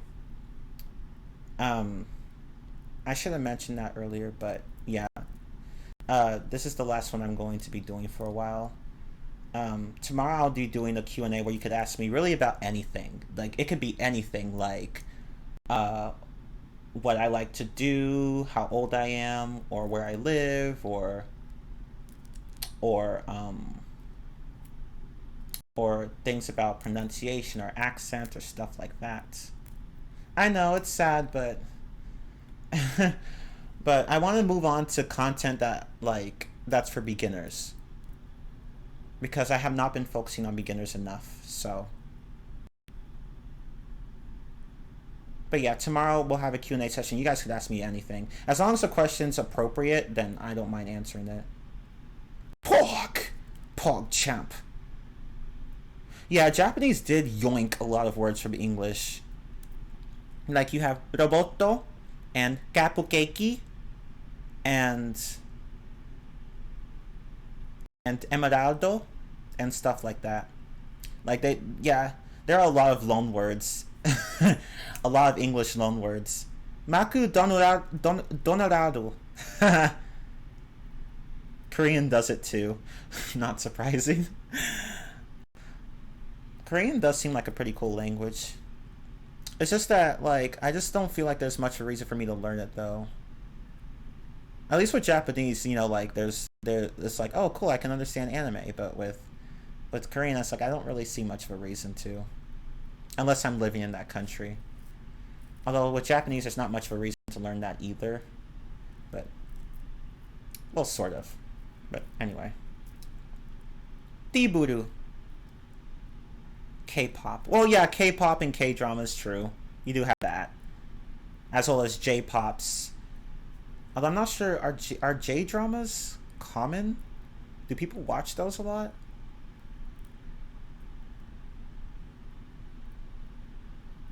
Oh, okay. Maku Donarado. Oh, Donarudo. Sorry, I mispronounced that. Donarudo. Maku Donarudo. I'm trying to think of any other loan words. Because there are so many. But, yeah, you got the idea. Japanese has borrowed a lot from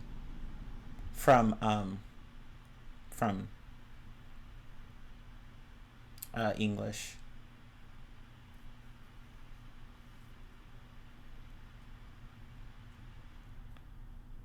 Toire petto.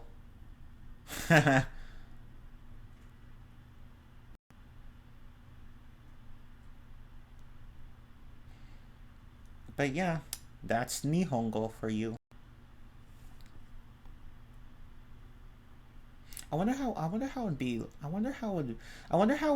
cool it would be to play Pokemon games in Japanese. I bet it'd be really cool.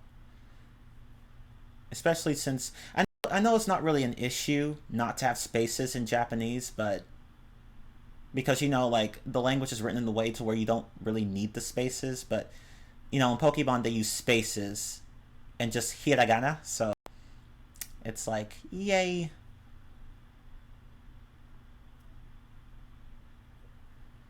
But anyway, that will be it for this class.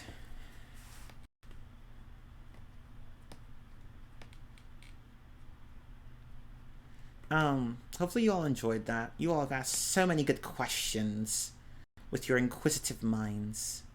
What's the difference between hiragana and katakana? Well, okay, so slightly, okay, so so the difference is that it's just the characters themselves. Some characters are mostly the same, but some are quite different. And katakana is for loan words, and it's also used for exclamatory words, so like when you want to express surprise or shock or something like that. I think that's how it works. Like, it's meant to show sharper, like it's meant to have a sharper tone as well. So yeah, but hiragana is for pretty much everything else, as well as kanji. I was about to say kanji. Where is Alan G? I don't know. I haven't seen him in a while.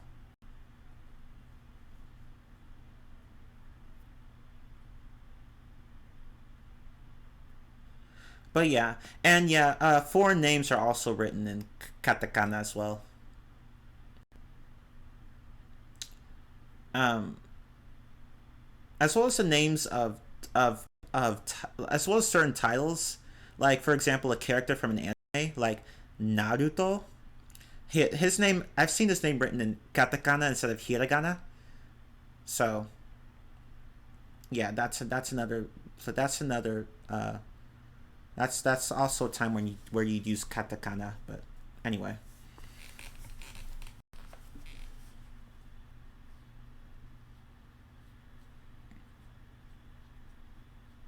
Yeah, and that sentence you provided, yeah, that has all forms: hiragana, katakana, and kanji. And they all are combined in a way that allows for word separation. So even though there are no spaces, you can tell where and when a word ends.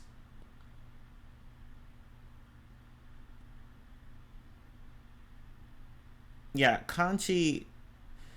Yeah, the thing about Japanese is that they're like what 2,136 official kanji.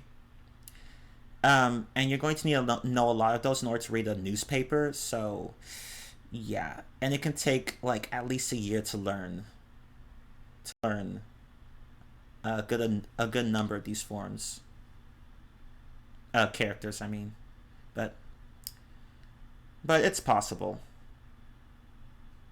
Yeah, and that's the thing. Kanji can have multiple readings. That's the annoying thing about it.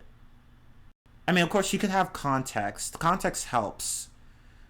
But if you're trying to learn them in isolation, then yeah, that the multiple meanings thing can really screw you over. But enough about that because I'm getting off topic. But yeah, whatever challenges a language has, you can overcome them.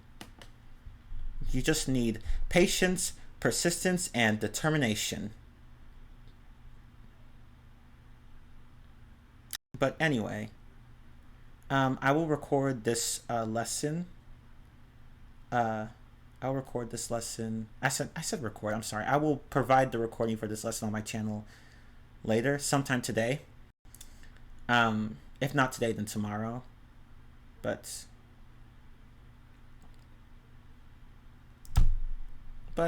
hopefully you all enjoyed that class. And tomorrow you can ask me pretty much any question. It'll be a free for all. I know you're all excited for that. My little pod champs. But anyway, I need to drink some water. Okay. Yeah, questions about anything tomorrow, really. As long as they're appropriate. It's really any question you could ask me. Any. It could be about me, it could be about English, it could be about my where I live, like my country, America. Like, oh, could you, like, how's America? And I'm like, But anyway.